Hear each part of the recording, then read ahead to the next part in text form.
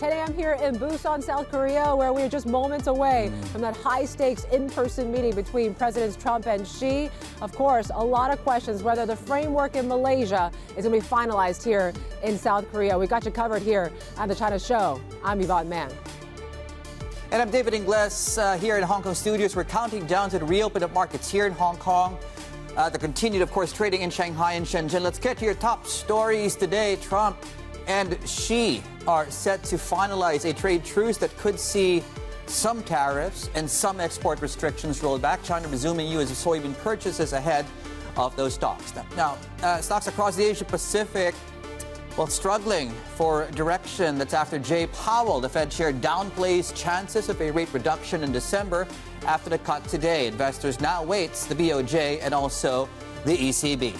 The corporate results also in focus, with traders bracing for the busiest day for earnings in China.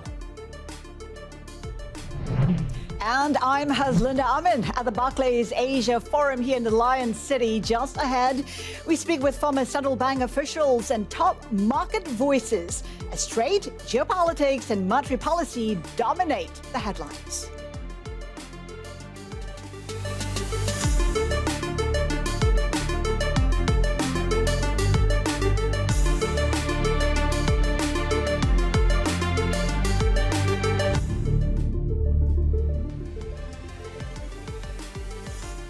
Well, welcome to the China Show. We are bringing the show to you live here in Busan, South Korea, where in just about an hour's time, we are expecting Presidents Trump and Xi to meet here at Busan here. We're just about close to the Gimhae International Airport. We're expected to hear and see President Xi arriving here to attend, of course, the APEC summit. Also, we're hearing, of course, when they're going to meet in just a moment's time. So certainly a lot is at stake here.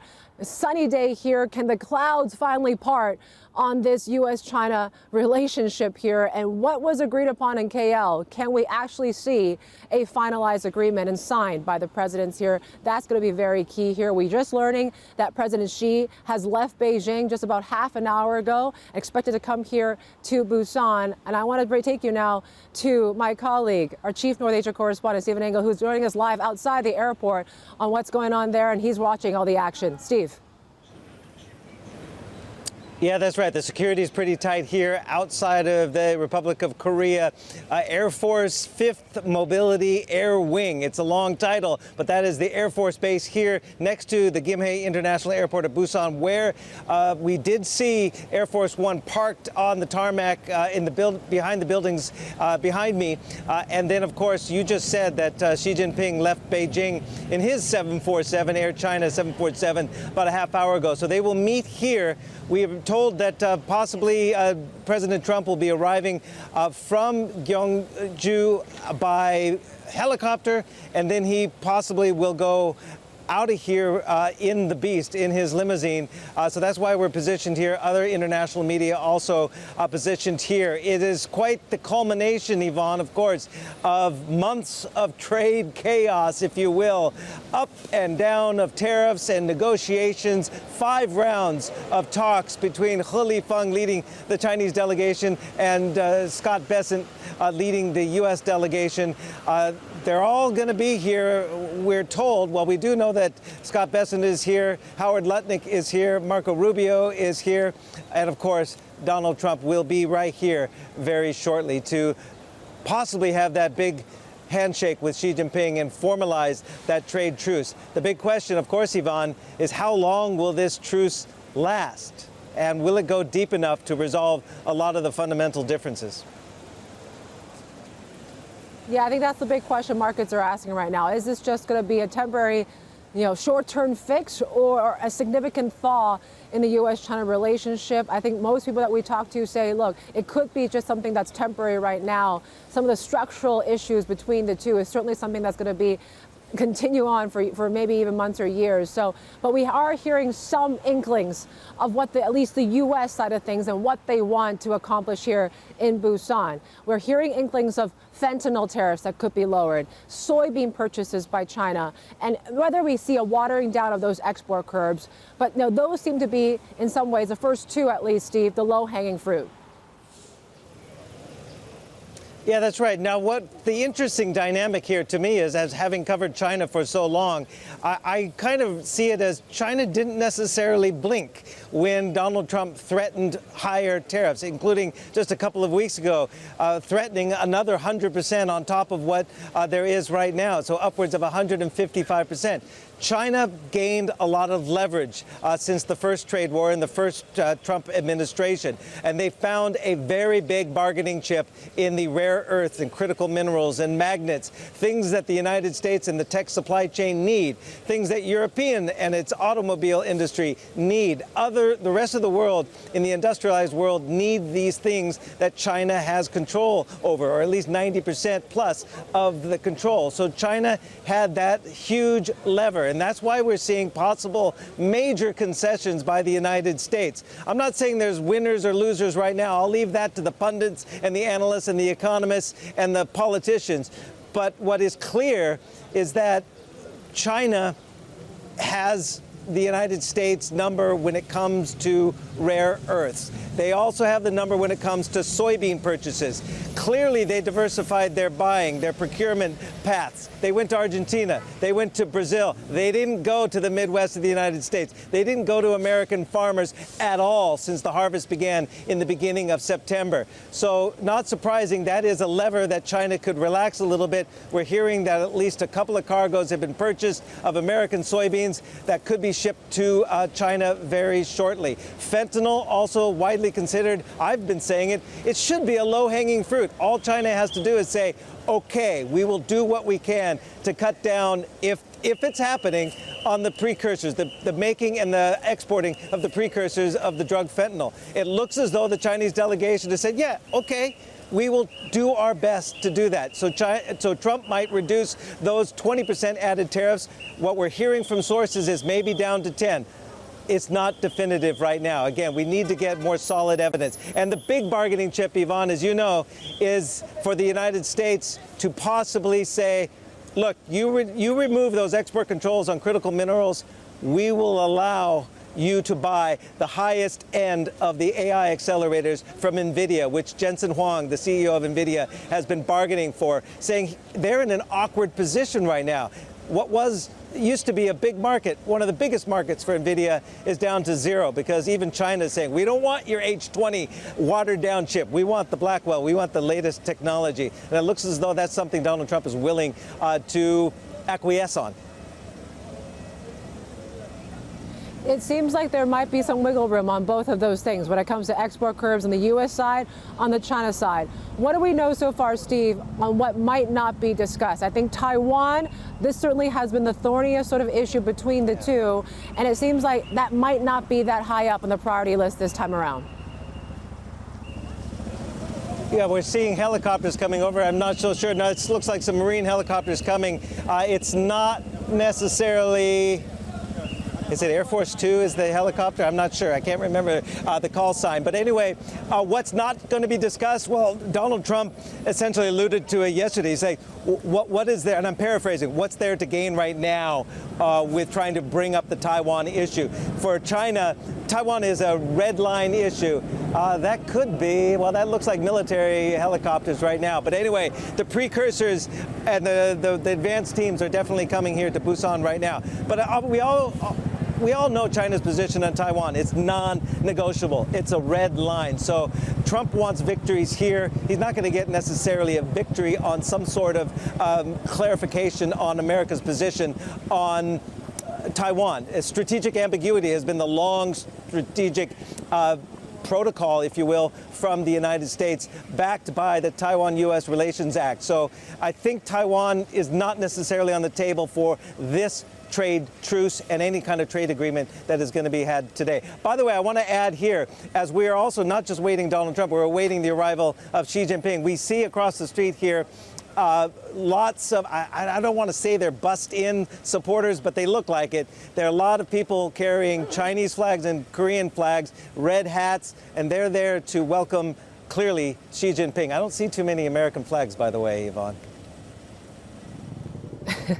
I don't either, where we are. And I just heard that a helicopter just fly over from where we are here as well. But certainly, as you mentioned, about the Chinese and the delegation heading over here, keep in mind Xi Jinping will be making a speech at the APEC summit there as well, as of course they transition the next APEC to China, right? So that's going to be one to focus on later on as well after these talks. There's still a lot on the agenda when it comes to what's happening in Gyeongju, despite all the action is here in the next few hours in Busan. And this on the back of also President Trump and the South Korean President Lee Jae-myung coming up with a pretty surprising breakthrough in their trade deal as well. So lowering those auto tariffs to 15% and really putting it on the equal footing with the Japanese and European auto car makers as well. I'm going to get back to Dave in the studio. Dave, you have some breaking news. We do have some breaking news also concerning the meeting that is about to take place where you guys are. So we have two Truth Social posts from the U.S. president in succession, and I would imagine the sequence of which not a coincidence. Number one, he has, and I'm going to paraphrase here because it's quite long, he's instructed the Department of War to start testing nuclear weapons, and that the process will begin fairly immediately.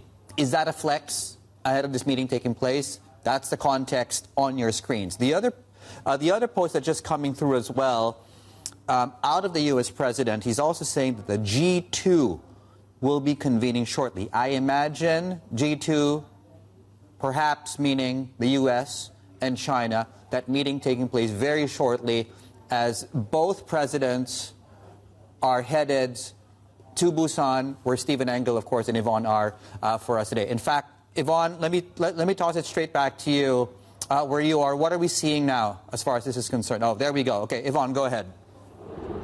There you go.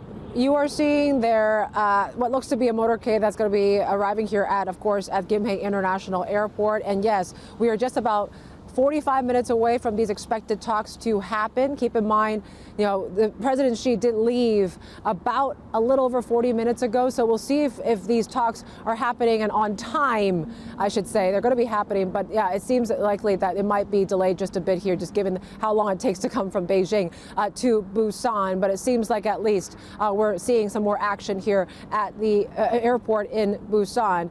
A lot to talk about. We mentioned about what could happen, whether it comes to fentanyl, when it comes to soybeans, when it comes to even the export curb side of things here. What we also look to be looking at here in this, is there going to be a signed agreement? If there's something on paper, that certainly would be quite telling of where they are and whether both sides are committed to really for some sort of temporary fix in this long-going relationship. So we're hoping to see a bit more of that. If we have some numbers, maybe fixed volume of soybeans, that certainly is one thing the market say might be a new sort of development here. We had the likes of Morgan Stanley's Laura Wang. Her team says if you start to see a combination of when it comes to ship levies, when it comes to soybean purchases or fentanyl, that could actually help boost markets, Dave.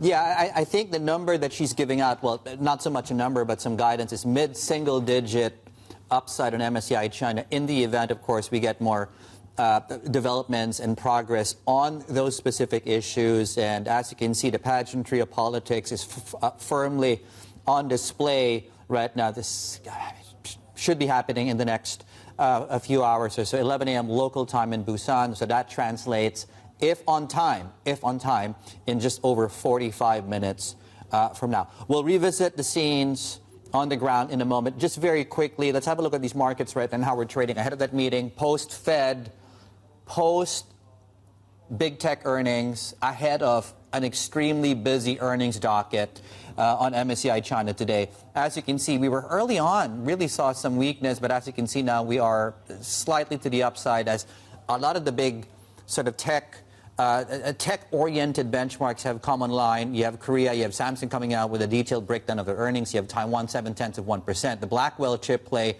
very much in focus following the tailwinds coming out of NVIDIA overnight. Blackwell to China, question mark. There we go. Right. The other big story, of course, which is the offset, is hawkish adjustment in pricing across markets right now. If the dollar, as you can see, is weaker, we are still on the upside compared to this time yesterday. Yields, as you can see, have adjusted substantially higher. We're now 7-8 basis points clear of the 4% handle. And gold, as you can see, is they're still seeing some weakness right now after opening near, in fact, 3,900. Going into the open today, we have a reopen of markets here in Hong Kong, and we're looking at futures pointing to a flat open there. Now, we have a lot more coming through as well here on the show. So you have politics, you have monetary policy, and more on the latter coming through out of the Barclays Asia Forum in Singapore in a moment. And boy, do we have an extremely busy docket there as well. RBA Governor Philip Lowe will be joining us there at the Barclays Summit. Taking live pictures, of course. There we go, out of Korea, where that is a chopper. Is that Marine One? That's a question mark for me. Anyway, we'll be revisiting this as, of course, both presidents descend on Busan for this historic meeting taking place today. We have you all covered. You're watching The China Show.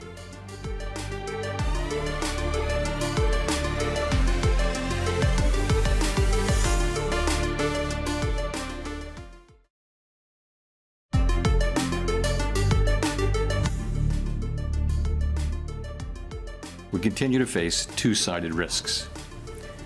In the committee's discussions at this meeting, there were strongly differing views about how to proceed in December. A further reduction in the policy rate at the December meeting is not a foregone conclusion. Far from it. There we go. That was Jay Powell overnight. So you had a rate reduction out of the Fed, 25 basis points. You had two dissenters, one in favor of a larger cut. The other one, of course, was in favor of a hold. The big story, of course, was the pushback, pulling market expectations back ahead of the Fed December rate cut, where you had pricing suggesting near certainty, and that now is down to about 2/3 probability. We'll get to all of those numbers in a moment. But in fact, let's continue the conversation here on monetary policy. Take you straight back to the Barclays Forum taking place in Singapore right now, the 19th Annual Asia Forum. And our co-anchor, Hasluna Amin, is there at the events for us and joining us live with her next guest, Haz. Well, that's right. And we have the right man for the conversation. Former Reserve Bank of Australia Governor Philip Lowe is with me. Good to have you with us. Great to be with you. We're just talking about how Powell pushed back on the move in December. This is a cautious move. It is, leaving the option is also a risk management move. That's what it is perceived as. Do you agree? 100%. I mean, the world's very uncertain at the moment.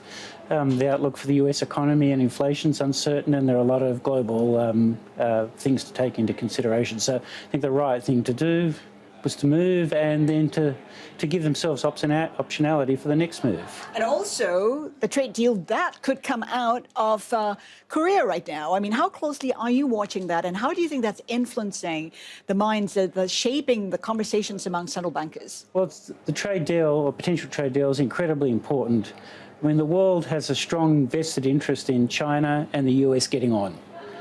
They'll both be better off if they get on, and we'll all be better off if they get on. So if they don't get on, then the global landscape looks very different. But if they do, then we can look forward to stronger growth. So it's hugely important. Of course, the Chinese economy is very much intertwined with the Australian economy. It is the largest export market. Crucially, we have been able to see China finding alternative markets despite the tariffs imposed by the US. Do you think this will continue to be so for China?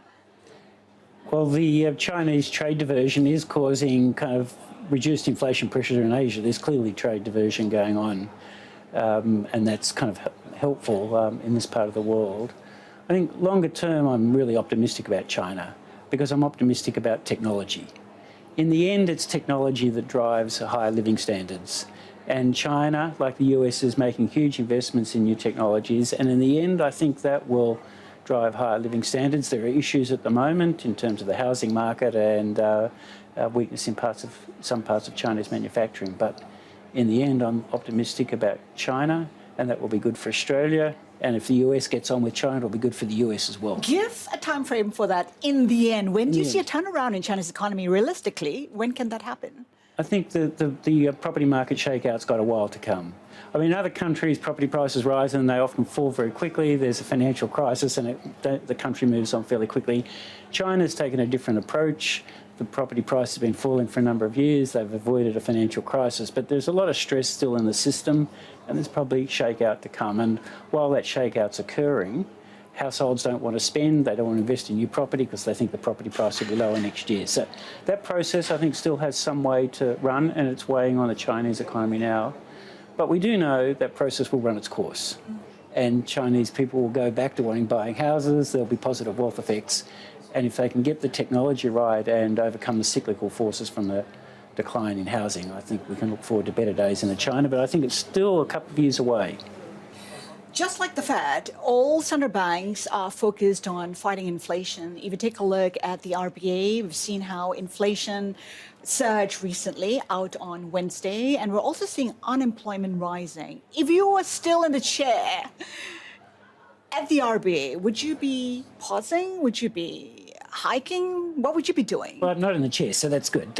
But the RBA recently said that it's both data dependent and cautious. So when you take a look and at I think data... That's right, and the inflation data has spoken, hasn't it? Inflation was quite a lot higher than they expected, and I would imagine that the cautious approach then is to leave interest rates where they are for a while and just to see whether this is an aberration or whether it's more persistent. So the data's spoken, and I think the cautious thing to do would be to sit still for a while and see how things develop. Is the easing cycle likely over for the RBA? What's the sense you're getting? Given the data that... Yeah, I don't think so, because the RBA says, and I think this is correct, that monetary policy is still mildly restrictive. But the underlying issue, I think, is that unit labour cost growth is too high. It's been running kind of close to 5% for a number of years. And if you keep on having unit labour cost growth of 5%, you don't get 2.5% inflation. So unit labour cost growth has to slow. It's best if it slows through productivity growth picking up so that people can have strong wage increases backed by productivity increase. But if that doesn't happen, then nominal wage growth has to slow. And that probably requires tight monetary policy for a while. So for me, this is the big uncertainty. What is growth in unit labour costs going to be going forward? And while they work that out, it's best to sit still just in case it doesn't slow. What's the outlook for the Australian economy in your mind, and what's the biggest risk? The economy is growing at 2%. It seems to have settled into 2% growth path. The fundamentals are really positive because we've got strong population growth, AAA credit rating, great natural resources, fantastic education system, and a dynamic and innovative workforce. So the fundamentals are kind of a positive. The issue is that business investment has been weak for a number of years, and it's not keeping pace with the growth in the population. Population's rising 2% a year. The capital stock is not. So the capital stock is under pressure, and that's contributing to weak productivity growth. So that's the big issue, how to re-enliven business investment so the country's capital stock starts rising again to match the strong population growth. If it doesn't, then living standards will stagnate. But if it does, then the Australian economy can do better than 2% because we've got fantastic fundamentals. We've got to get business investment re-energised. We're having this conversation against a backdrop of complexities for central banks. Their independence is greatly in question, not just the US, but also in countries closer to us, like Indonesia, like Thailand. Is this the new normal for central banks? Well, central banks have always lived in a complex world. I remember in my time as central bank, we had the Asian financial crisis, the global financial crisis, COVID, domestic resources boom, exchange rate boom, and then COVID. But the independence has always been intact, and now it is in question. I think that's key. Yeah. In Australia, the independence of the central bank is not under question. We had a review a number of years ago. It led to some changes, but fundamentally that review reinforced the independence of the central bank and the operating framework. So, how might this shake out for the world, given that it is in question in a country like the US? It's worry that politicians attack central banks, but they've always done that. But I'm not too worried that attacks by politicians on the central banks will ultimately lead to higher inflation, because markets are a really powerful disciplining device. If a central bank starts going off track, bond yields go up, the currency goes down, the share market goes down, and so that's kind of a self-correcting device.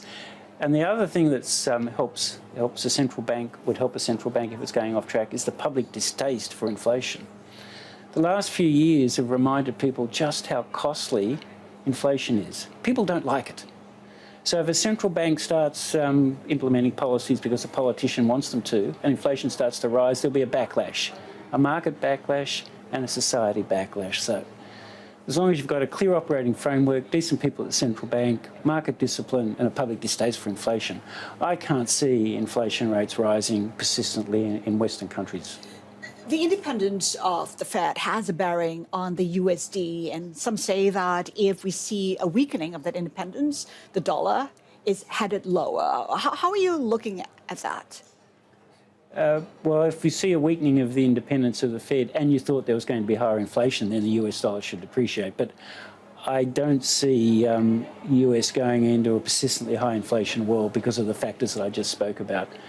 But right. The US dollar, it would not surprise me if that were to continue on its weakening trend, because of the changes that the US administration have made have kind of weakened people's confidence in the United States. And if you have weaker confidence, you have a weaker currency. Mr. Lowe, we have to leave it there. Thank you so much for joining Great. us. There are developments in Korea that we have to go to. Former Reserve Bank of Australia Governor Philip Lowe there. Yvonne, handing it back to you. Yep, as you guys were talking, we're just showing those live pictures here at the Gimhae International Airport, where President Trump has arrived here in Busan. We did see his chopper land, and then the Beast did take him inside the airport. You're seeing those live pictures now, and we are now seeing confirmation from Xinhua News on the Chinese side of things that President Xi has also arrived in South Korea. So we are talking about these talks that could start in about half an hour's time. It looks like we are on schedule for negotiations to start at the top of this hour. And certainly we are now seeing and waiting for Xi to, and of course those live pictures will bring it to you once we do see them. But certainly there's going to be a lot of talk.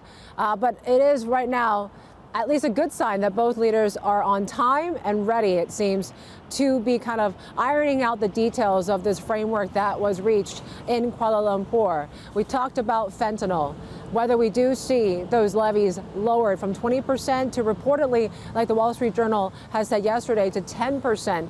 That would be a quick win for China. Whether we do see soybeans there, that certainly is going to be China resuming its purchases. That could be also another breakthrough there as well. Dave, there's going to be a lot going on. We'll kind of continue to bring you the latest here, of course, and bring you those pictures once we do see the Chinese president.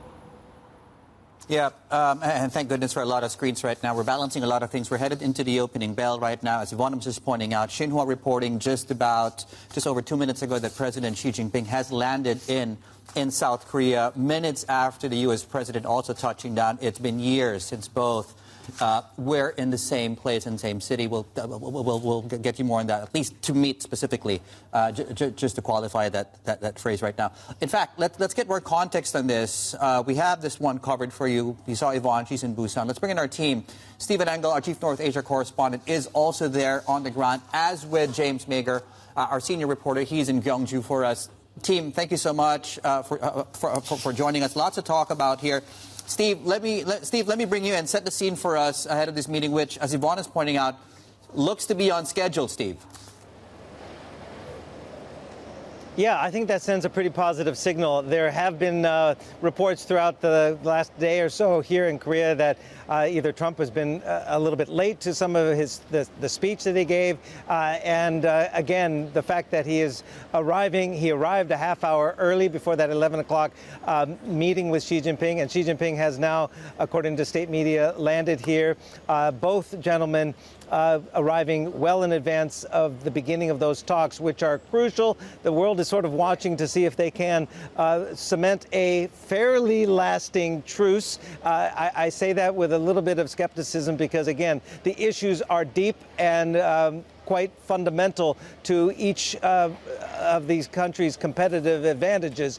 So they hit on a number of those. I wouldn't call them low-hanging fruit, but they are issues that they could find some common ground to at least propel this truce for a year, maybe two. I can't predict that, but it's a good sign that these two gentlemen are going to be meeting and pretty much formalizing that truce that was arranged in Malaysia over the weekend. Whether they're going to sign formal documents cementing that, yet to be seen. But I think just the goodwill, they're both arriving on time.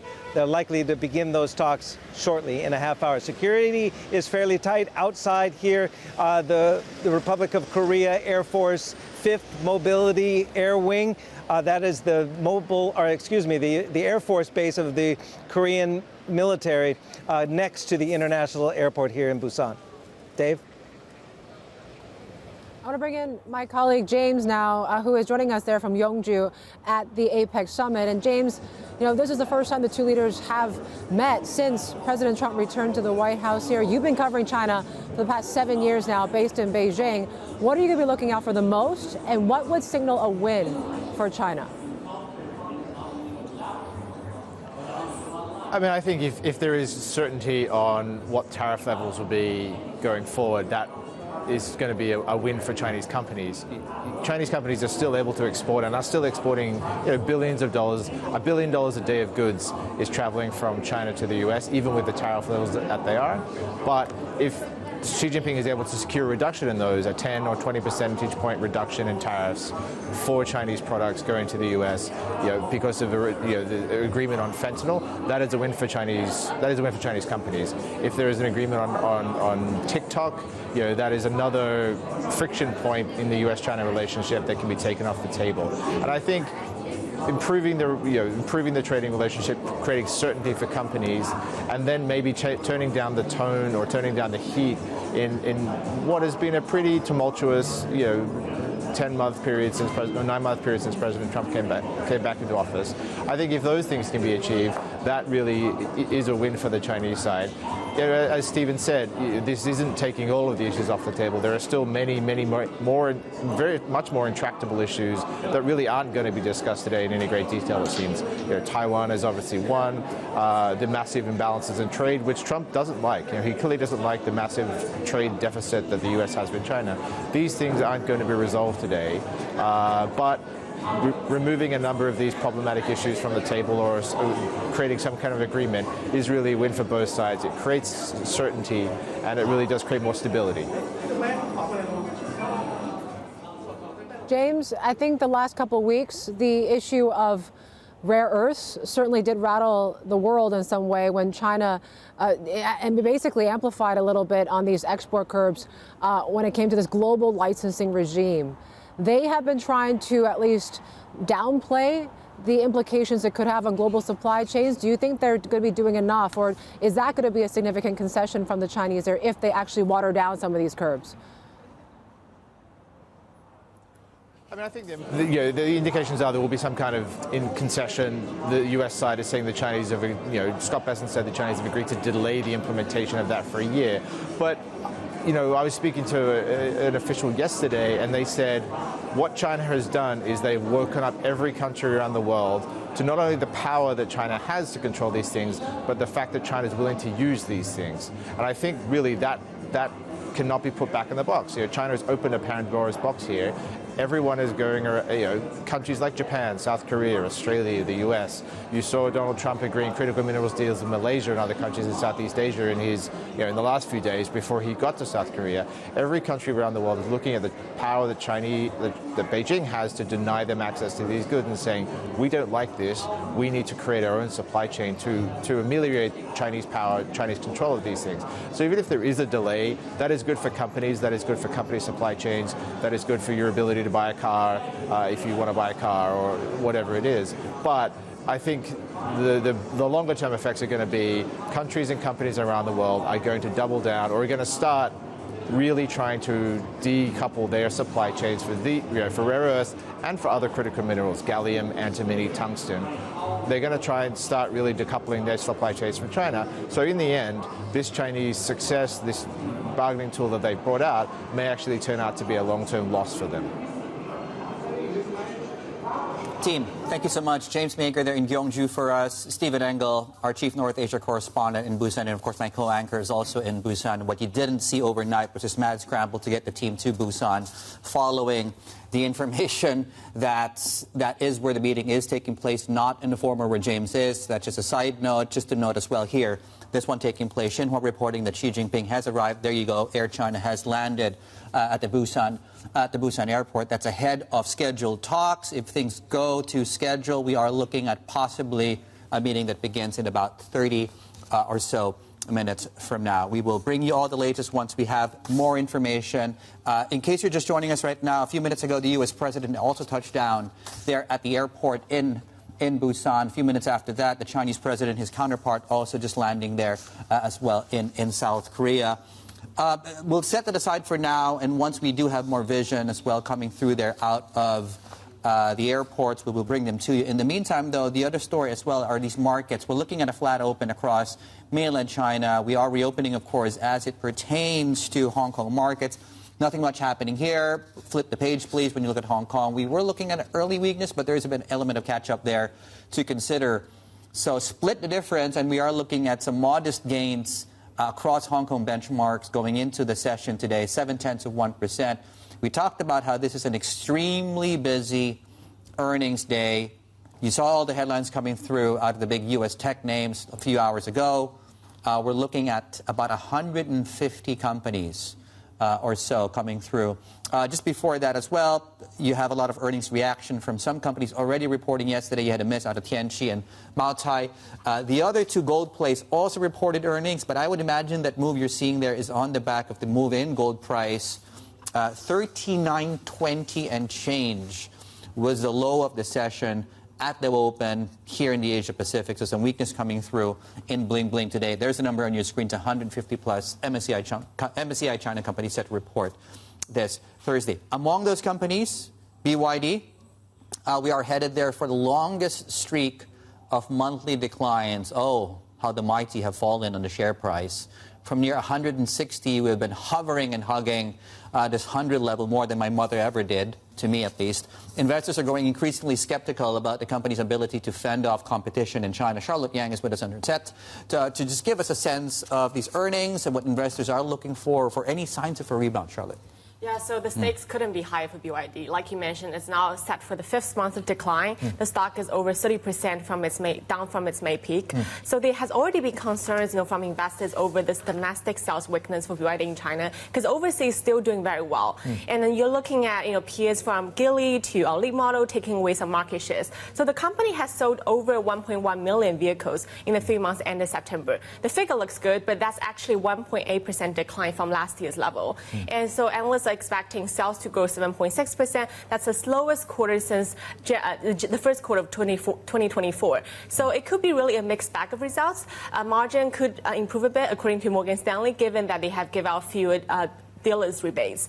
But what's really important for investors is they're watching what BYD will do in the last quarter, the December quarter. Given in the past, they usually do aggressive price cuts to make sure that they meet that sales target. But this year, the regulatory environment is a little bit different. And also, so all eyes on whether they could be able to achieve the already reduced sales target of selling 4.6 million cars this year. Yeah, I think a few weeks ago, it was already quite clear they weren't going to make the original sales target, right? So like the expectations have already been ratcheted down.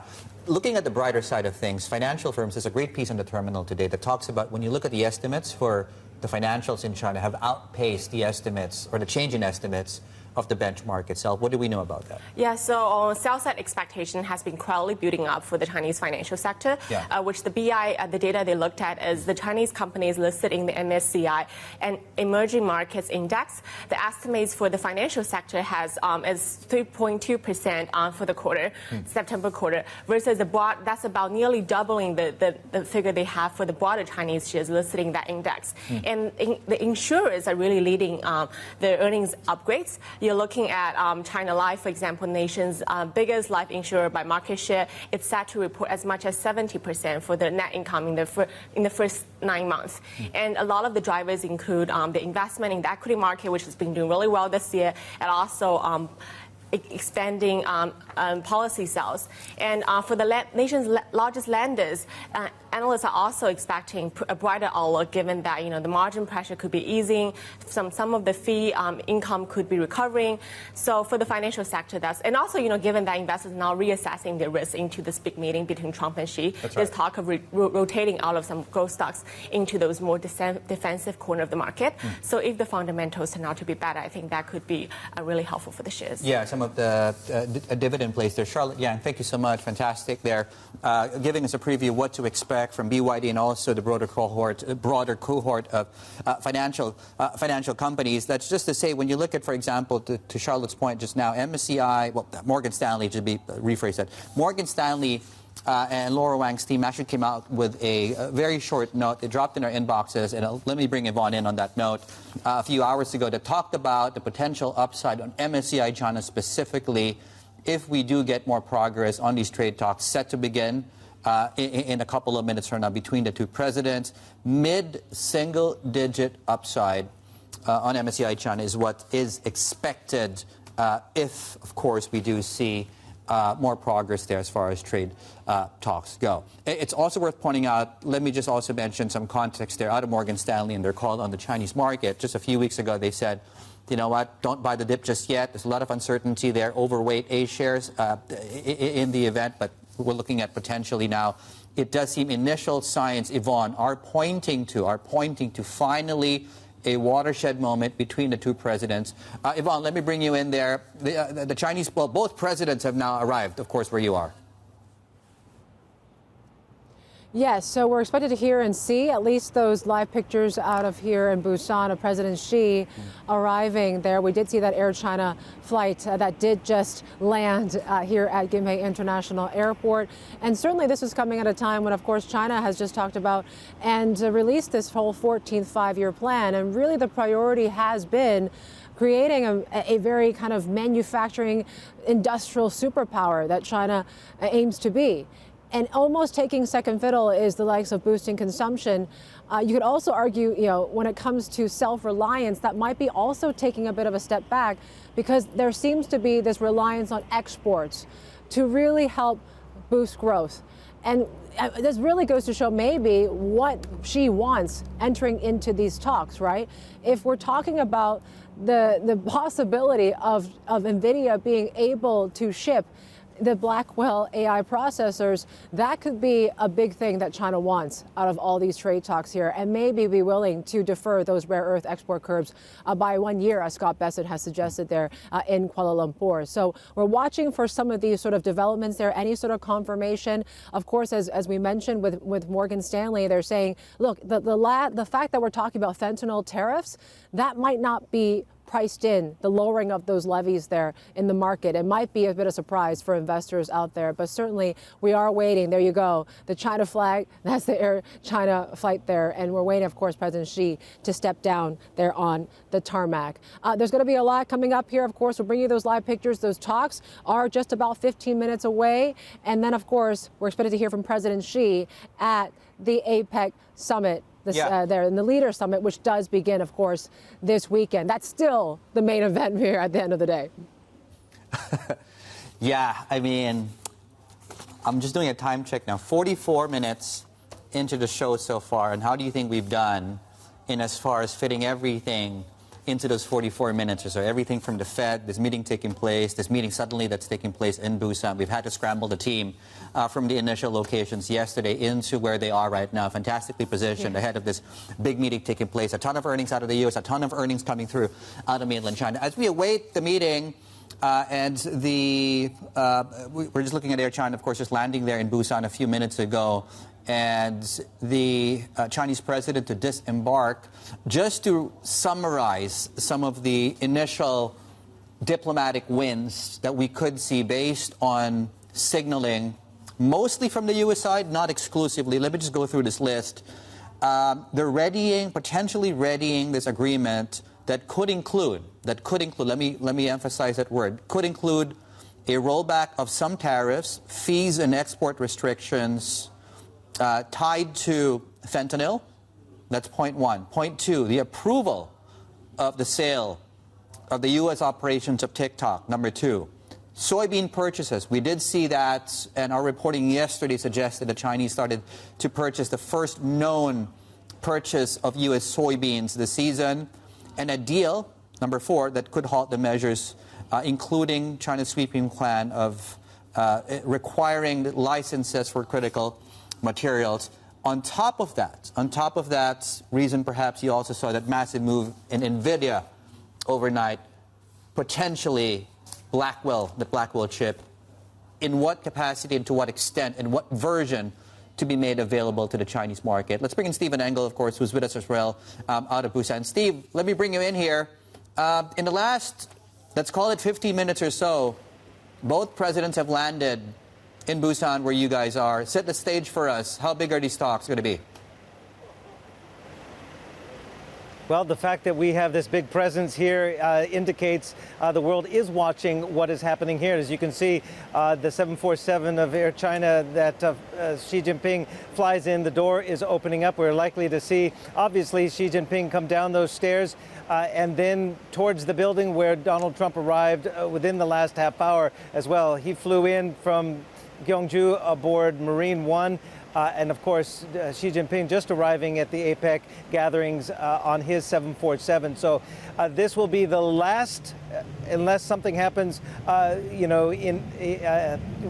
North Korea and Kim Jong-un, which doesn't look like it's going to happen. But this will be Donald Trump's last meeting and Xi Jinping's first meeting of APEC. Two ships passing in the night, but they're going to be getting down to the details, of course, of these framework agreement that was agreed upon in Malaysia on that whole host of issues that you just mentioned. There are a lot of subtexts as well. There could be, of course, a relaxation of the United States entity list that has been expanded to include affiliates of companies that have been put on this list. So again, there are many different levers that can still be moved between these two gentlemen as they formalize a détente. Do we want to go that far to say this is a rapprochement for sure?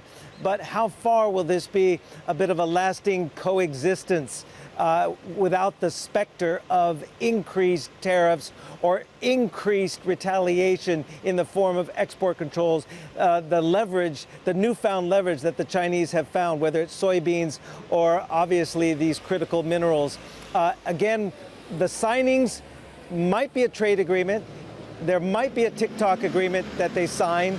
There might be a number of other things that they actually put pen to paper, but we're going to have to wait and see how long they talk and how formal they talk and how in detail they will be discussing these issues that we've been talking about. Now, on the side of all this is Donald Trump is here in Korea with a victory, essentially a goodwill with Japan and that trade agreement that they agreed to.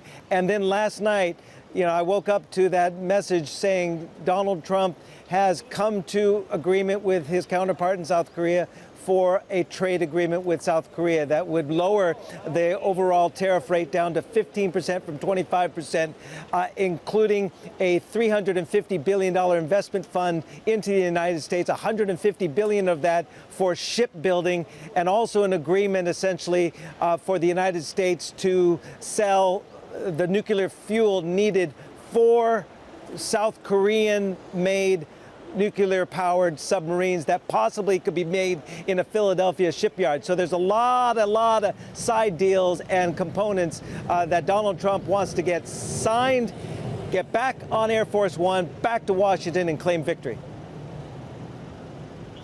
Fantastic, Steve. Yeah, thank you so much. We'll be back with Steve in a couple of minutes. Right? Yeah. Yvonne, go ahead. Sorry, go ahead. No, I was just going to say there has been that momentum, right? As we wrap up, Trump's trip. He certainly has been wanting to make deals with this part of the region. We saw that in ASEAN. We saw that in Japan. We saw that even with the South Koreans, which Steve mentioned here. I think that was a bit of a surprise that that deal was finalized with Lee Jae-myung. I think leading up to it, there was some skepticism that we could be able to actually iron out some of these details as well. So the fact that we actually got those auto tariffs for South Korea lowered to 15%, keeping that clear of equal footing with the likes of the Japanese and the Europeans, I think that is going to be a big sort of breakthrough for South Korea. We've seen some of these car makers already reacting quite positively in the market here today. And the whole idea is that there has been some clarity about that structure of this investment pledge, right? We talked about, even with Japan, you're talking about hundreds of billions of dollars of U.S. investment pledges that up until now, I think we were not getting that much clarity of how this was all going to be funded. and how this was only going to be funneled.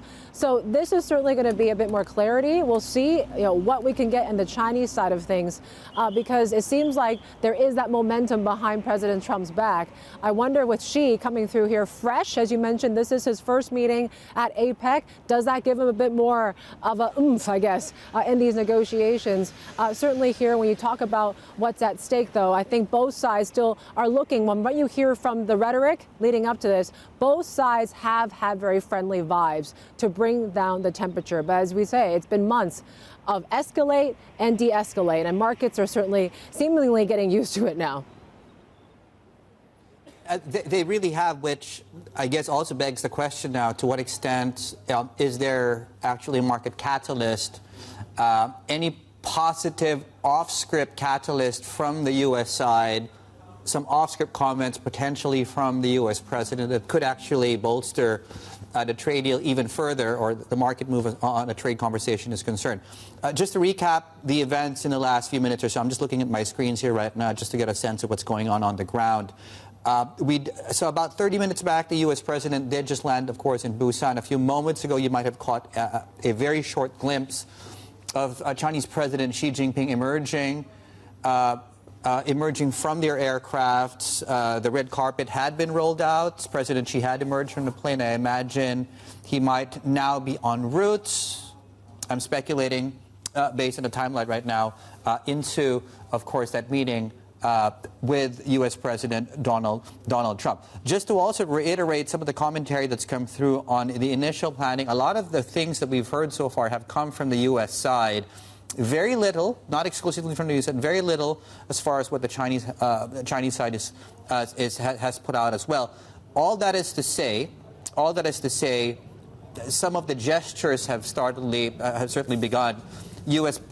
Chinese purchases of U.S. soybeans, for example, our reporting yesterday does suggest that there is some activity in that direction. The other thing I do want to point out as well, and interestingly, not in a vacuum, in the last hour or so, a Truth Social post coming out of the U.S. president, he has instructed the Department of War to start testing nuclear weapons. Is that a flex ahead of this meeting? Who knows? Just to mention, of course, what's taking place there, given the context, the commentary, the positioning, and the digging into certain positions going into this meeting. There we go. I believe that is the car that is carrying the Chinese President Xi Jinping. Let me bring in Yvonne, who's there with us in Busan. Yvonne, what else is on your mind today? What else are you hearing there on the ground? Well, obviously, we're waiting, of course, for President Xi. There's his car taking him into the airport now, where President Trump is waiting for him. So the fact that Trump arrived early is certainly a good sign. And the fact that President Xi also arrived early ahead of these talks is a good sign. I think when it comes to some of these export curbs, whether we see that watering down is going to be very, very crucial here. And whether this potential freezing, does it just mean tech export curbs, or are we talking about also sectoral tariffs? We got to talk a little bit more about that as well coming up. But there you go, bringing the latest here from Busan. Coming up, you're watching The China Show.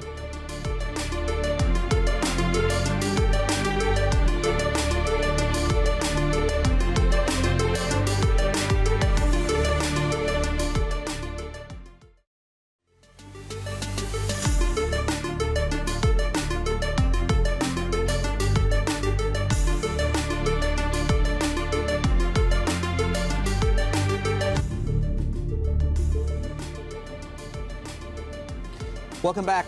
You're watching The China Show. We're entering the second hour of the program. On the left side of your screens are live pictures out of Busan, where the two presidents have already landed and are set to meet.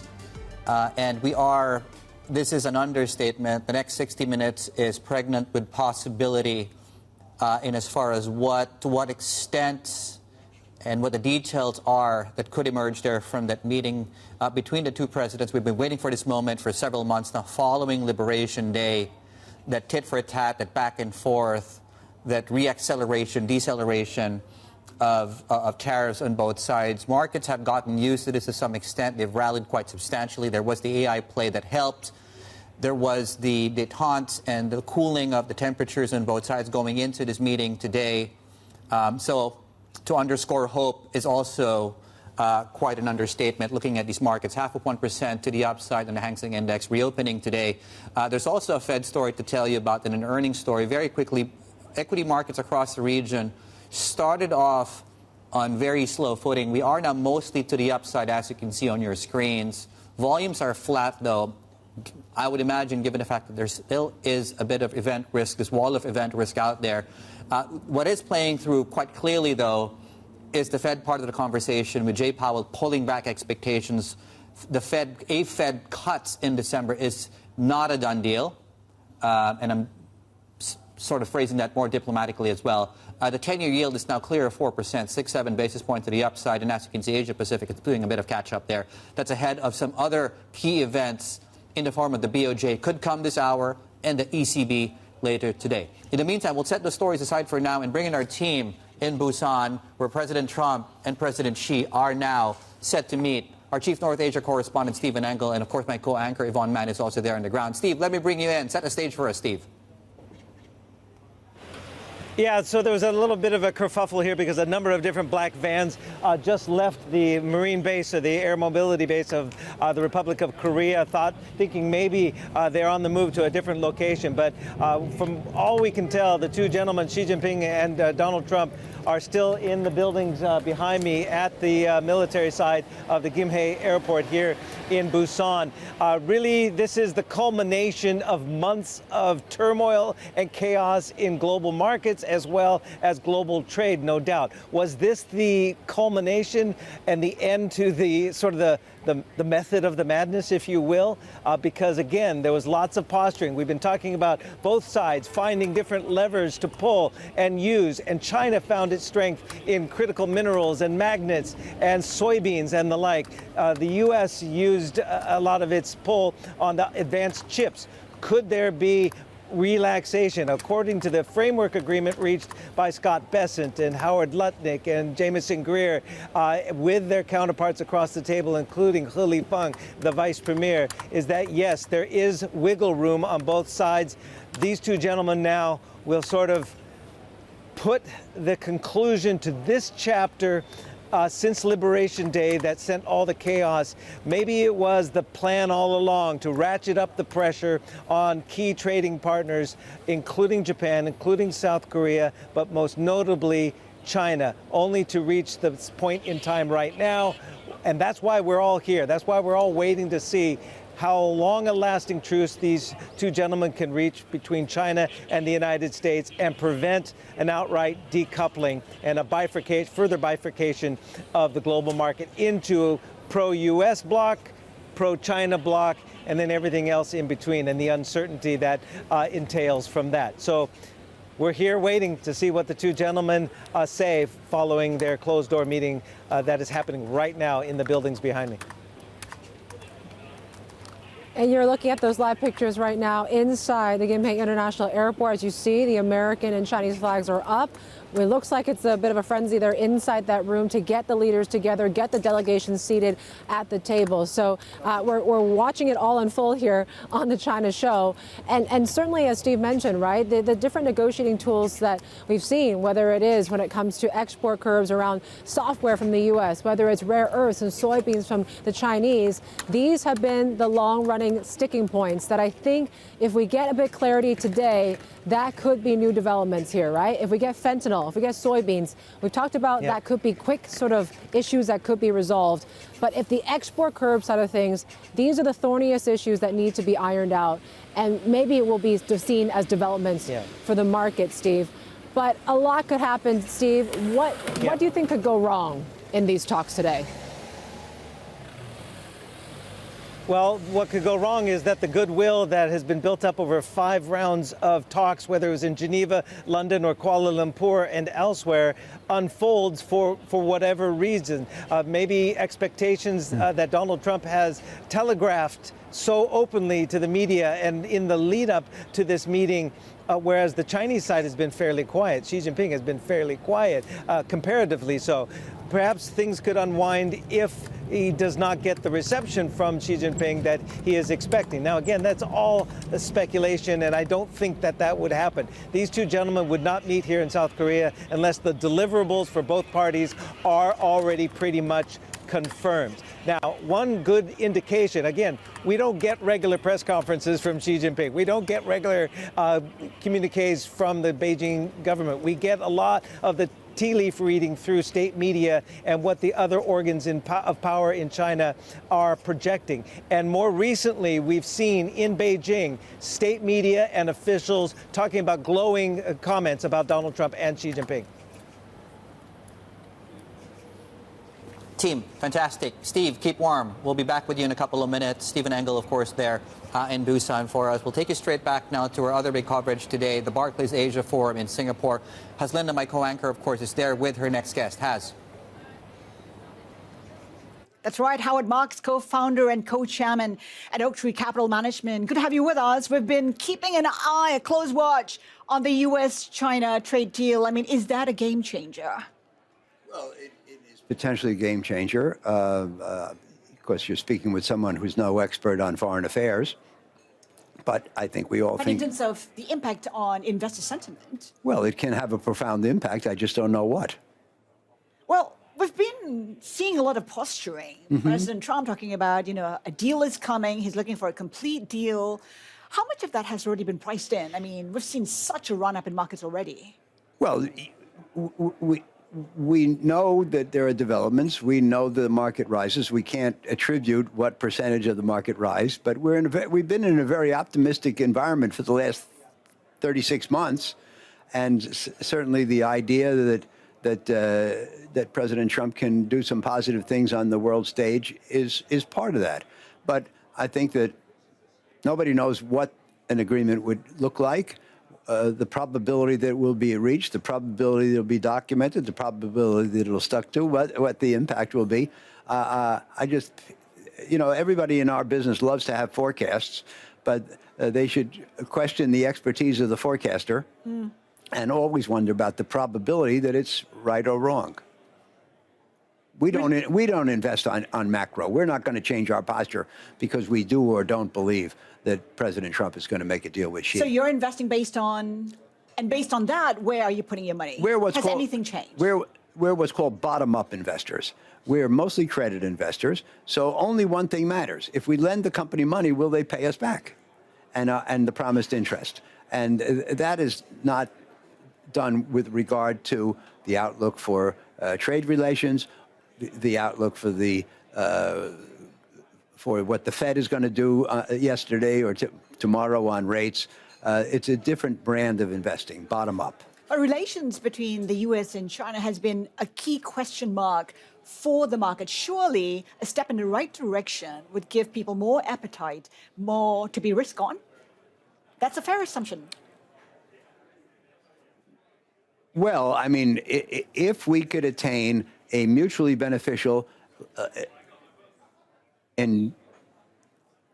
Howard, hang tight because we have developments in Korea. Yvonne, go ahead. Yep, we're taking a look at live pictures out of Busan now. The two leaders just had that first handshake. These two obviously have not seen each other for a few years now. I believe 2019 was the last time they met. So this is the first meeting since President Trump returned to the White House for that second term. And we talk about how trade war 1.0 is very different from trade war 2.0 when it comes to these two nations now, because right now there's so much more at stake. And China seems to be coming through with much more, I guess you could say, leverage that they've been able to use negotiating tools like soybeans, like rare earths in this latest salvo of this trade war. So there you go, the two men hunkering down, heading into that room right now. You're seeing a flurry of reporters. And David, I think it was quite telling that it seemed to be a pretty friendly handshake there. Just look at those live pictures. It was. And I think some of the comments that came through, I'm not sure if the audio, we were actually able to take the audio so our viewers could actually hear them. Some of the comments coming through out of the U.S. president, specifically, he looked to be the one talking in that. Again, I'm still trying to get wrapping my head around that image we just saw. Like my brain is just not used to seeing the two presidents that close in one location. Donald Trump says that Xi Jinping is a tough negotiator, that he could sign a trade deal today. They have a great relationship, and that they have just finished, of course, that initial handshake, that photo op. And in case you're joining us quite literally just now, they actually just slipped in towards the back of the room to enter this bilateral meeting, which I imagine should be starting any moment now. And I promise you we'll get you more pictures and updates coming through once we have more information from that historic meeting taking place there in Busan. From Korea, we'll take you straight back now to Singapore, where Haslinda Amin, of course, our Inside co-anchor, is with her guest. Apologies for interrupting there. Your conversation with Howard Marks. Well, that's right. And Howard, and Howard, you know, we have the two leaders shaking hands. Lots of things on the table, fentanyl, soybeans, including Blackwell chips as well. And we've seen how those, AI stocks have been rallying in a massive way. It's not a bubble, you say? Well, I mean, I'm not saying that it hasn't been tinged with optimism. We've been in a very strong market. This has been the tentpole of the optimism. Nobody would say that these stocks haven't moved or that they're cheap. The question is, do they have more left? It's extremely interesting to be sitting in your studio and doing this in real time while this may be coming to fruition. But, you know, if there is a positive deal, and I assume that there will be some deal announced, that's why they're standing around smiling at each other, otherwise they wouldn't be. It's not like it's going to change the investment environment from hostile to positive. It's not like it's going to turn people from pessimistic to optimism. It's already been a very positive environment, tinged with great optimism, and this may add to it a little bit. But, you know, we should look at the fine print and figure out, whether it's really mutually beneficial and whether we think it can endure and whether it can solve the problems that we have. But regardless of the details, the optics are positive. That gives the AI rally yet another leg up, yes, right? But I try not to care too much about the optics. What I care about is the substance. And, will this make companies better companies? Will this enhance their probability of paying their debts? Will this add to the profitability of companies? That's a lot different from the optics of two world leaders shaking hands. So would you be an investor in OpenAI? It talks about filing next year. It talks about an IPO in 27. This is a company that's still not making money. Well, and that what you just said captures the whole question today. Now, you asked, would I? Oaktree is a credit investor. Yeah. We don't, and things like OpenAI are not financed with loans largely because they're not bankable. They don't make money, so they can't borrow money. If people buy pieces of the company in the hope that those pieces will become much more valued. But as you asked earlier, Howard, I'm sorry, we have to leave it there. More developments in Korea. David, go ahead. All right. Yes. Okay. This is really where one would hope many more screens just to balance out the massive news flow coming through. There we go. What a visual. Just let that sink in for the moment right now. So we're now looking at this bilateral meeting, which I imagine should be starting any time now. Of course, the Chinese side on the left, the American side on the right. Chinese President Xi Jinping in that suit, of course, in the blue. And, of course, now speaking is Donald Trump, the U.S. president. Let's listen in. A lot of things, and we'll agree to some more right now. But President Xi is a great leader of a great country, and I think we're going to have a fantastic relationship for a long period of time. And it's an honor to have you with us. Thank you very much. Thank you.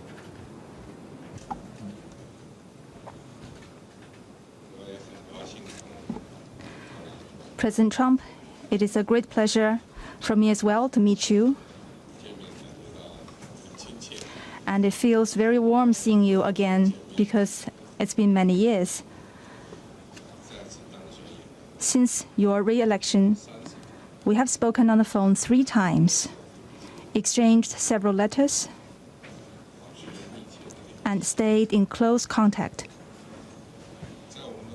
Under our joint guidance, China-US relations have remained stable on the whole. Given our different national conditions, we do not always see eye to eye with each other, and it is normal for the two leading economies of the world to have frictions now and then. And in the face of winds, waves, and challenges, you and I, at the helm of China-US relations, should stay the right course and ensure the steady sailing forward of the giant ship of China-US relations. I always believe that China's development goes hand in hand with your vision to make America great again. Our two countries are fully able to help each other succeed and prosper together. Over the years, I have stated in public many times that China and the United States should be partners and friends. This is what history has taught us and what reality demands. A few days ago, in the latest round of consultation, our two economic and trade teams reached basic consensus on addressing our respective major concerns and made encouraging progress. This provided the necessary conditions for our meeting today. Mr. President, I am ready to continue working with you to build a solid foundation for China-US relations and create a sound atmosphere for the development of both countries. Mr. President, you care a lot about world peace, and you are very enthusiastic about settling various regional hotspot issues. I appreciate your great contribution to the recent conclusion of the Gaza ceasefire agreement. During your visit to Malaysia, you witnessed the signing of the Joint Declaration on Peace along the Cambodia-Thailand border, to which you had provided input. China has been helping in our own way Cambodia and Thailand properly settle their border disputes, and we have also been promoting peace talks to resolve other hotspot issues. The world today is confronted with many tough problems. China and the US can jointly shoulder our responsibility as major countries and work together to accomplish more great and concrete things for the good of our two countries and the whole world. I look forward to exchanging views with you on questions important for our two countries and the world. Thank you. Thank you. Thank you very much. It's great to have you all. Thank you very much. Mr. President, why did you change your nuclear plans? Why are you going to be doing more nuclear testing? Thank you very much, everybody. Thank you. Thank you. Thank you. Thank you very much. Start moving. Thank you, press. Thank you, press. Thank you, press. Okay, we're heading out. Thank you, press. Let's go. Time to go. Time to go. Okay. All right, there you go. You are seeing the reporters and, of course, the cameras there. Now it looks like, according to Trump, they're being told to kind of leave the room as they start these talks now. But you did hear sort of the opening sort of remarks from both sides, and from President Trump obviously saying that he hopes that they could have a good trade deal. And from President Xi's side, the one thing I saw was a takeaway here is that it is still pretty upbeat. He hopes that China and U.S., he says he should be partners and friends. We don't always see eye to eye, but he says it is normal. And what he really want to talk about is really they want to have the sound atmosphere for the development of both nations. So it seems like the rhetoric is still very positive as we go into these negotiations. And he did kind of end his remarks, Xi, on really, really applauding Trump when it comes to his efforts for world peace. He mentioned about Trump and his efforts when it comes to Gaza, for example. He mentioned when he was in ASEAN and he was there in the signing of this sort of peace declaration between Thailand and Cambodia. So there was that aspect that was brought in as well. But it seems like, Steve, I don't know how you interpreted it, but it seems like it was very positive signals from both sides here today. Yeah, absolutely. And I think the world peace element that Xi Jinping brought up is something that Donald Trump was hoping he'd bring up, of course, because clearly Donald Trump has been on a campaign, if you will, to at least get consideration for the Nobel Peace Prize, which he didn't get, but is also something, of course, the new Prime Minister of Japan, Takaichi-san, did mention that she would support that candidacy. But it goes beyond really what we're here for to cover Xi and Trump. And I do agree with you is that some of Xi Jinping's comments were quite telling, that it is normal for there to be friction between the two biggest economies in the world. They don't always have to see eye to eye, but they do need to have consistent communication going forward. And that's something that stood out to me as well. The beginning parts of Xi Jinping's comments, he said, "We have spoken 3 times over the phone. We've exchanged letters. We've been in, quote unquote, close contact." So that is something, that we've been building up over the last 9-10 months of this administration, is that these two gentlemen have not met in person until right now. But again, Xi Jinping emphasized they have been in close contact, even though both sides have been building up leverage. Steve, we'll be back with you in a couple of minutes there. Yes, that was a very positive start to the meeting from both sides. The tone, the choice of words, how they said it to each other. And it really just underscores the importance of this relationship for the world, for businesses, for markets, for world peace. When you think about it, that the fact that they started with that on the Chinese side of things. It's also worth pointing out the market is taking this one well. If you look at the proxy of dollar China, for example, as that meeting was starting, as those positive lines were coming through, dollar China on the way down. So we're looking at some strength coming through in the Chinese currency, maybe as a early vote of confidence that these talks seem to be getting started on the right foot, on fairly solid footing. That's just to say as well, it's worth pointing out that the comments coming through out of Chinese President Xi Jinping when he mentioned that friction is natural, right? So that is something that markets should get used to. The fact that both sides are talking and they acknowledge the fact that moving forward, short, medium, longer term, there will be points of disagreement. It's healthy to see, when you look at that, both sides being able to at least talk things out. We'll get you the latest once we have more information coming through out of that meeting that is right now ongoing in Busan. We'll take straight back now to Singapore. Linda Amin, our co-anchor, of course, is standing by there at the Barclays Asia Forum. That's right, Dave. It is all about the optics, and the optics are looking fantastic. Couldn't be better. Let's get insights. Lael Brainard, former Fed Reserve Vice Chair, is with me. It's true, isn't it? The optics couldn't be better. And the trickle effect in the markets and how this might play out, and how might the Fed be looking at it?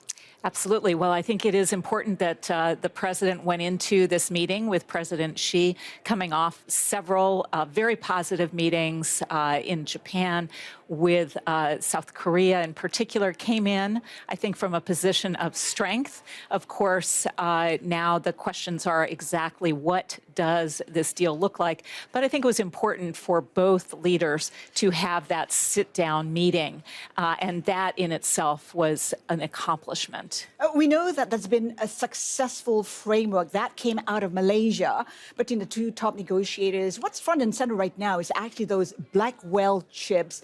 It has national security concerns tied to that. What are your own thoughts on that?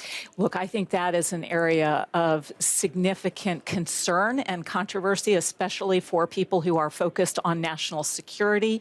It really goes to the U.S. ability to maintain its lead. And of course, the one biggest area of advantage for the United States is advanced chips. It has not been the tradition to put national security export controls on the table as part of trade negotiations. And so for many, this raises some concerns. Are you then saying that Blackwell chips shouldn't be part of negotiations today? Well, I think export controls should not be part of trade negotiations. And so I don't know what the outcome there is, but certainly I think people who look to the U.S. lead on the AI and particularly the race for AGI, will think of putting those export controls on the table as a real concern. If we see a deal today, what implications are there on the U.S. economy and inflation?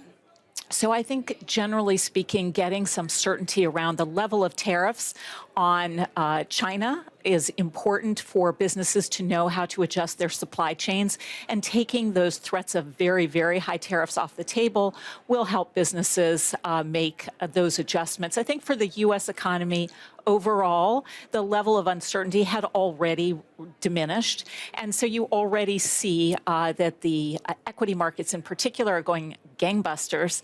And generally, we saw an upgrade to growth in the second quarter, and expectations are that third quarter growth will be quite similar to second quarter. You can only imagine that Chair Powell is looking at developments in Korea very closely.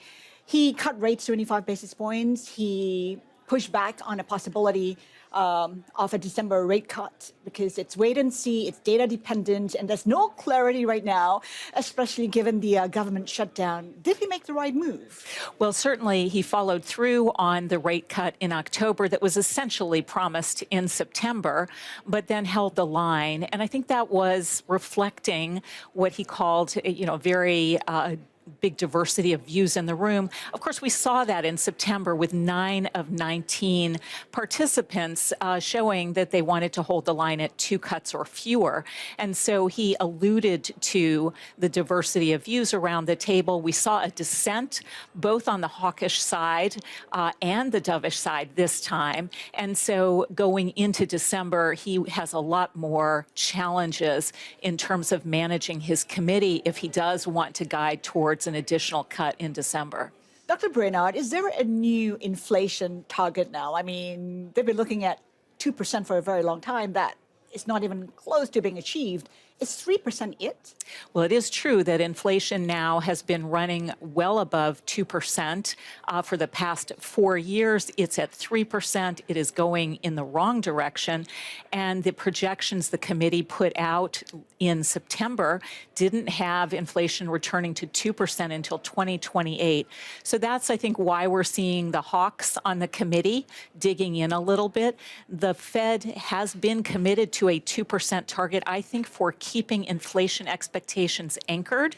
It is absolutely critical that they show their resolve to get inflation back to 2%. Never mind that we're talking about those trade talks and a possibility of a trade deal today or tomorrow for that matter. Trajectory, when it comes to the trajectory of the tariffs, that's inflationary. Might that eventually play out in 2026? Might we see inflation at 4%? Is that a possibility at all? It seems very unlikely. It does seem that a lot of businesses had pre-positioned, so they softened the impact of the tariffs. It gave them time to adjust supply chains. And it does seem that the impact of the tariffs is working its way into the price level gradually. So I do believe that we will see somewhat higher inflation than we would have otherwise, but I don't expect it to get to 4% or higher. Fed independence is the other thing that markets are focused on. When you take a look at the 5 shortlisted men to take over from Jerome Powell, are you still concerned about Fed independence? So I am concerned very much about Fed independence, and that is because this White House has done unprecedented things that really do potentially undermine the independence of the Federal Reserve. And in particular, while presidents always want lower rates, and always, many presidents, not all, talk about wanting lower rates, nobody has ever announced that they're firing a board governor, unprecedented, without any due process, and also put a member on the Board of Governors who remains on the staff of the Executive Office of the President. Those are unprecedented, and I think everybody should be worried about Fed independence. So when you take a look at the 5 possible candidates, I mean, is there a sense that, they could counter the pressure from the government? So I think all the people that I'm aware of that are on that list, highly qualified, but the real question is how independent can they be of the president? And that will be very important for investor perceptions and public confidence in low inflation. Dr. Brainard, we have to leave it there. We have to get back to Korea for developments there. Of course, we've been speaking with Lael Brainard, former Federal Reserve Vice Chair and former White House, from the White House, Dave, Council Director. Yeah, National Economic Council Director. Fantastic, Has. Thank you so much for that. As Has was just underscoring there, this flurry of news and this battling for airtime on many of the major market themes today. Monetary policy, we'll get to that. There's a massive earnings story as well. I'm going to go through very quickly. Give me 45 seconds. Let's see if we can do it. Samsung out with a breakdown of their earnings. On your screens, 3% over in Seoul. Quite some decent numbers coming through. Good commentary as it pertains to them considering increasing the capacity HBO on chips. That's point number one in Samsung. Let's flip the page, please. Linus is not so much an earnings story. It's not so much a stock move story, but really commentary on the big themes on rare earths, for example. And the lack of China tech, they say, will be a challenge for new suppliers. That's coming out of Linus Rare Earths in Sydney. Major rate decisions. So far, we're done with the Fed. We're done with the Bank of Canada. Coming up possibly this hour will be the BOJ. Dollar yen, 152.49. The euro is trading at just a touch above 116.15 right now. And just on your screens very quickly, we talked about the Fed. We're done. December's not a done deal. Canada's done. We've seen a cut there. Coming through in the next few minutes is the BOJ. And speaking of the BOJ, guess who's joining us in the next couple of minutes or so? Haruhiko Kuroda is joining us, Linda, of course, there on set. So we have a stellar lineup of guests continue our coverage there. And, of course, the ECB is coming through later today. Back to our other top story today in South Korea. Our team on the ground there, my co-anchor Yvonne, is in Busan for us this morning. Yvonne. Yep, so those talks have begun, of course, and we just heard, if you're just joining in to the program right now, the initial kind of opening remarks from both sides, from President Trump and President Xi, both in terms of just the tone and optics was looking very positive heading to these negotiations. And we're focusing a little bit more on the opening remarks from President Xi in particular here, and what we were just talking about. He says, it feels very warm seeing you again. This is Xi to Trump. It's been many years since your re-election. They've spoken on the phone 3 times. They've written letters to each other and stayed in close contact. That certainly is something that was a good color there. But really just talking about how both nations in some ways do need each other, right? The one thing that I thought that caught my eye was that he says that U.S.-China relations have remained stable on the whole. We do not see eye to eye at times, but he says this is normal. This friction is normal. But when it comes to this, he says, I always believe that China's development goes hand in hand with your vision to make America great again. So, it doesn't sound like these two are heading into decoupling or whatnot. Steve, certainly we're in the thick of it right now. These negotiations are underway. The press has been shuttled outside. What do we have to look for next? Yeah, but I just want to pick up on what you just said. I agree with you completely. And those comments from Xi Jinping were not just off-the-cuff casual comments. Those were very strategic in the sense that the Chinese are regarded as an equal power to the United States, the world's 2 biggest economies, the 2 biggest superpowers.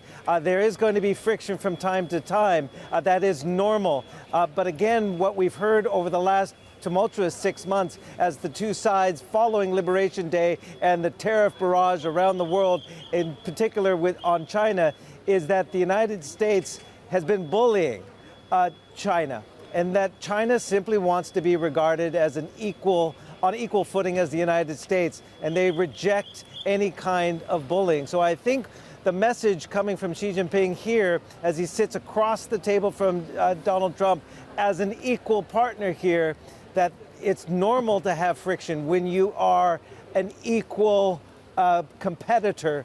And I think that's the kind of respect that Xi Jinping wanted to get assurances of before he flew from China to come here and meet with Donald Trump. And it is something I think Donald Trump gave Xi Jinping as well. That kind of respect. He says, we're going to have a great relationship. This is Donald Trump. We're going to have a great relationship for a long time. But the last 6 months, yes, they haven't met in 6 years, but the last 6 months have been tumultuous without a doubt. So maybe that was a lot of posturing from both sides. But again, right now, they're saying the right things. Now they need to put that into action and into policy, and then it trickles down to the various bureaucracies in both countries to act on this goodwill. Yeah, he did say also, though, that she is a tough negotiator, right? And we certainly have seen how China has sort of raised the stakes here when it comes to rare earths and really using this as leverage up until now. And certainly that is going to be a key question of what will be achieved in this meeting in terms of maybe, I mean, it's deferring these sort of export curbs that, you know, basically taking a page from the U.S. when it comes to export curbs around chips, software, for example, as well. We are going to bring you some comments on what we heard from President Trump earlier on. Let's listen in. We will be having some discussions. I think we've already agreed to a lot of things, and we'll agree to some more right now. But President Xi is a great leader of a great country, and I think we're going to have a fantastic relationship for a long period of time. Yeah, just some scenes there for our viewers who are just joining us. That just taking place in the last 30 minutes or so. Initial opening remarks from the U.S. President Donald Trump, and of course we'll get you more details coming through out of Chinese President Xi Jinping. But Steve, let me bring you back in, because as I was watching that big picture context, right? So in my head, I'm going to use a very imperfect analogy of, you know, we're effectively looking at two superpowers, and the critics, and if you lean on the pessimistic side of things, you look at this as a process of a divorce. What just took place just now, let me just rephrase how my thinking just shifted a little bit just based on that initial tone, was this is not so much two sides learning and accepting the reality of a divorce. These are two sides accepting the reality that they will need to coexist peacefully while being able to disagree on many points here and into the future, Steve. Steve, is that the sense you get, that we are entering, albeit very short, period of stability of relations between the two sides, Steve? Well, you know, past administrations, both in China and the United States, have used what they used to call strategic and economic dialogues to manage these kind of differences before they boil, before they get to the boiling point, as we have over the last 6 months. There hasn't been a lot of dialogue. Yes, Xi Jinping says they've spoken on the phone 3 times, they've written letters to each other, they've stayed in constant contact. But it's culminated through the pandemic and through now the last 6 months of a trade war of a bit of icing, to use a hockey terminology, between the two sides, and then lots of speculation in the media and the various ministries as well, jockeying for leverage. And that has built up this kind of friction that they're in a trade war. Now, I agree with what your previous guest, Lael Brainard, had to say. This meeting brings some certainty to businesses that can plan now on supply chain certainty better than, say, 24 hours ago. Steve, thank you. Stephen Engel, we'll be back with him, of course, on the ground there in Busan. Our subscribers can also turn to your terminal for more on the story. TLI Vigo is our ongoing blog on all the commentary that's come through, updates, commentary, analysis, and more importantly, context coming through out of our expert editors here. Markets are taking this slightly better footing now compared to when before the meeting started. The yuan slightly stronger, equities are slightly higher. This is the China Show.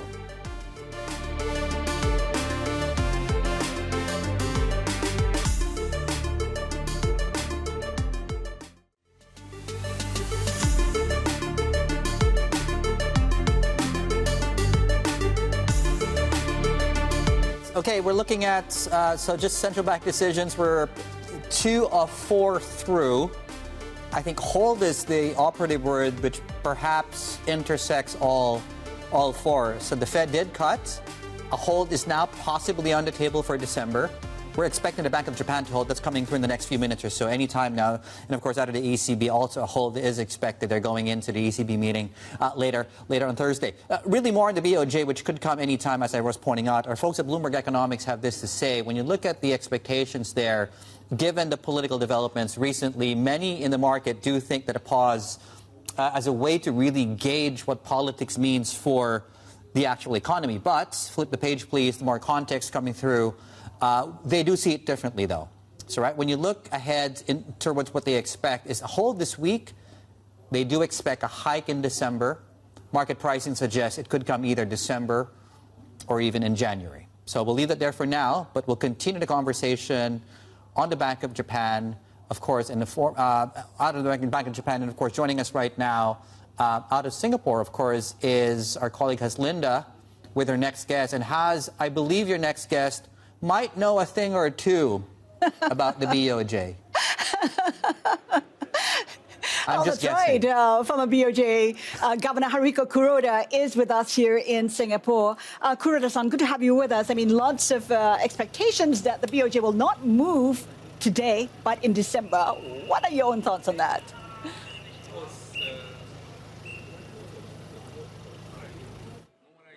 Monetary policy, because 2% inflation target was already met, and the economy is growing 1.5% or something like that, and the unemployment rate is only 2.6% or something, super full employment. So naturally, Bank of Japan has been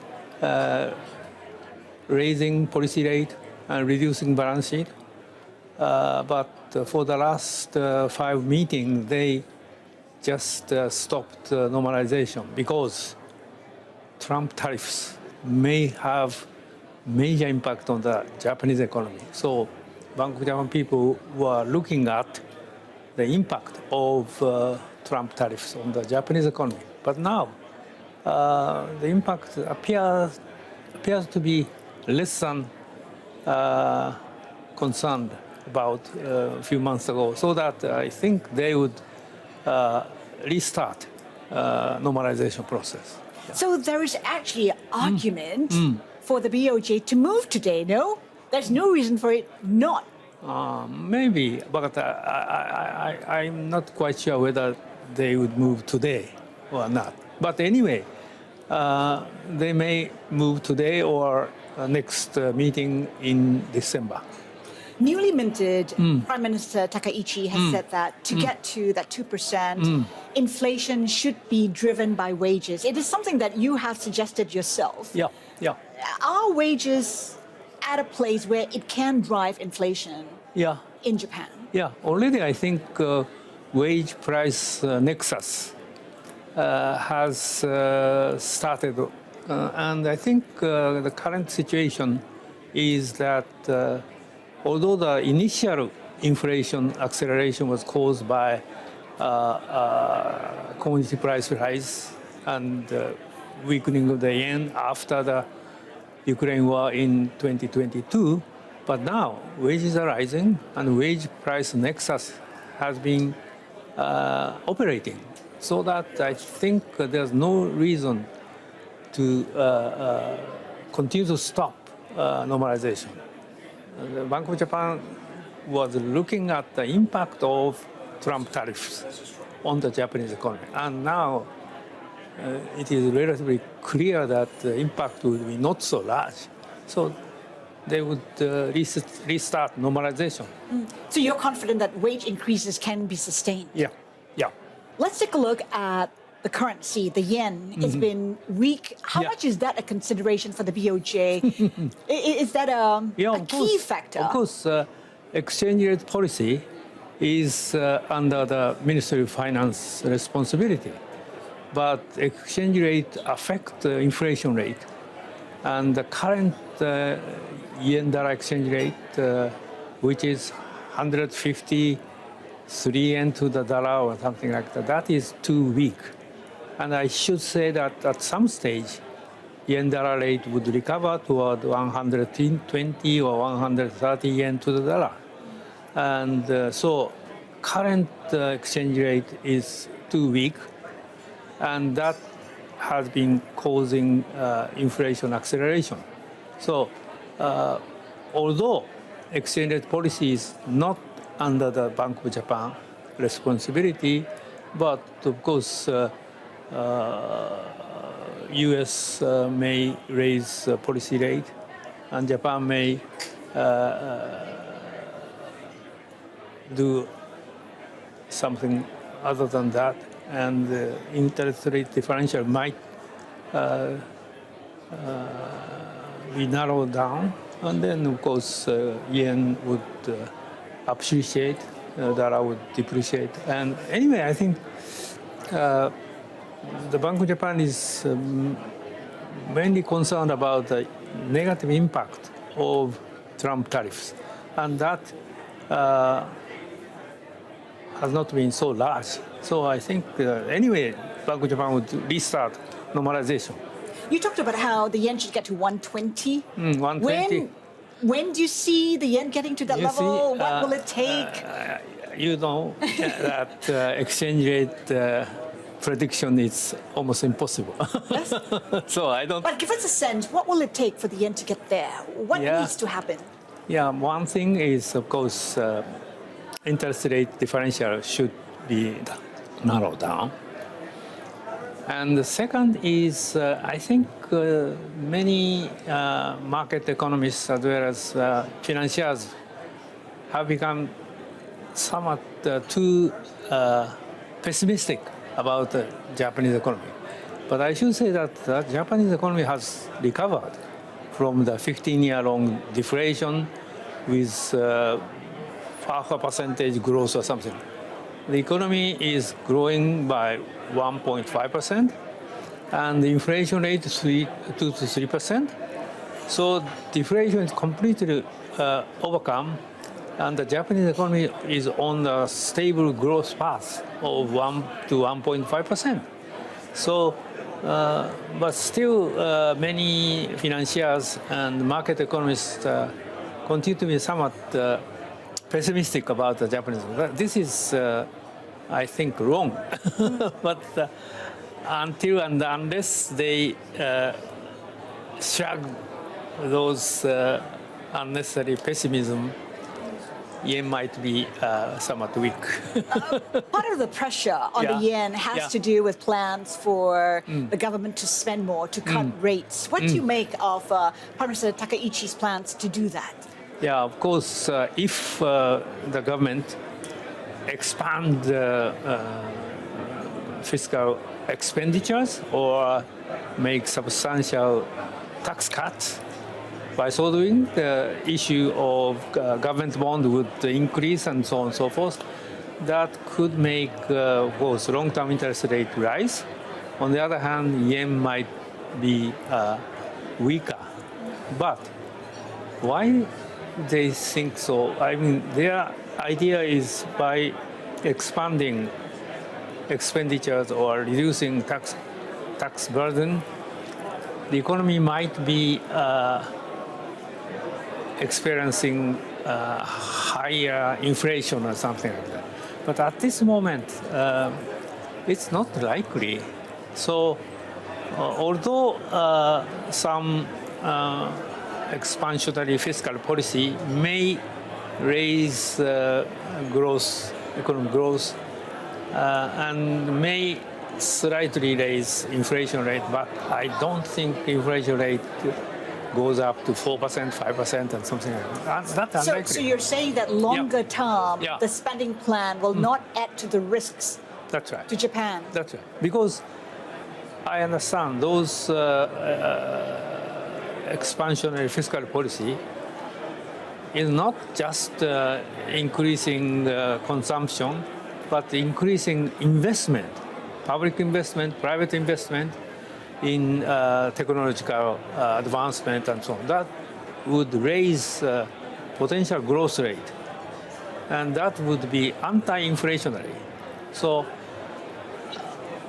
yes, expansion of fiscal expenditure might raise inflation, but on the other hand, the particular fiscal policy now the government is thinking about is to raise investment, not consumption. So I think that would raise potential growth rate in the long run. Kuroda-san, we're keeping a very close eye on the U.S.-China trade deal that could come out anytime, hopefully soon. What's your take on the implications from that? Yeah, I think that would be good for the world economy because the world economy has been slightly decelerating. According to the IMF World Economic Outlook issued last month, the world economic growth will decelerate from 3.3% last year to 3.2% this year and 3.1% next year. Basic causes of slowing down of the world economic growth have been two. One is U.S. economic slowdown, Chinese economic slowdown. Both of them have been caused by Trump tariffs. And the trade war between U.S. and China has been hurting U.S. economy as well as the Chinese economy. But the end of the trade war could mean that U.S. economy and Chinese economy could accelerate growth without inflation. Kuroda-san, what a pleasure to have you with us. Thank you so much for your time today. Former Bank of Japan Governor and former Asian Development Bank President Haruhiko Kuroda coming to you live from the Barclays Asia Forum. And you heard it, Dave, there is no reason for normalization in Japan to continue. Yeah, could happen today, could move in December. I somewhat got lost there. Just a surreal moment there, just looking at the former BOJ Governor Haruhiko Kuroda would has there on set in Singapore. That's also perhaps the perfect reminder to tell you that a Bank of Japan decision is due any moment now. And for Bloomberg clients, on your terminal is an ongoing blog as well. So separate from the big events taking place in South Korea, is this parallel event taking place in Tokyo of the Bank of Japan. Rate decision could come any time now. You run the function, you get updates, commentary, analysis from our expert editors here. Right, from that big story, we'll take you straight back to the other one, where my co-anchor Yvonne Man is standing by in South Korea for us. And as you can see, markets are actually taking this one quite well. Dollar China, session lows. MSCI Asia Pacific Index, session highs. Yvonne. Yeah, and I think for the market, they're looking for any signs, at least when it comes to the tone that was struck between the two leaders in just the last couple of minutes there, I think was a positive one, right? You did see President Xi smiling when he met with President Xi during that handshake as well. President Trump called Xi his friend. And even President Xi talked about how they've actually exchanged letters. They've talked on the phone 3 times over the past few years. So it seems to show that the optics as they enter these talks are still positive, right? But we're looking for concrete details. We're looking for any signs of a possible signed agreement on paper. That could be quite telling on whether we actually make any sort of progress here, right? We've heard from the U.S., at least on what their priorities are. We haven't heard too much on the Chinese side, right? We talk about the readouts after Kuala Lumpur were quite vague when it came to a consensus around certain things, right? So export curbs, you're wondering how this is all going to play out when it comes to rare earths, when it comes to the export curbs around software and the U.S. side of things, whether those get watered down, right? Soybean purchases, is it going to be a fixed volume of U.S. soybeans that the Chinese are going to buy? That could be a key question there as well. But then there's a lot of questions as well of how many they can actually buy, given that they've already loaded up a lot on a record amount of soybeans from South America, for example. And of course, there's still a lot of questions about the demand for these soybeans too, Dave. Yeah, I mean, lots of questions, and hopefully we get more answers, and not a lot of questions remain following these talks today. That's it from us, at least here on the China Show. Our continuing coverage, of course, will proceed and continue here on Bloomberg Television. We'll leave you with some live pictures out of Busan, South Korea, where this historic meeting is taking place. This is Bloomberg.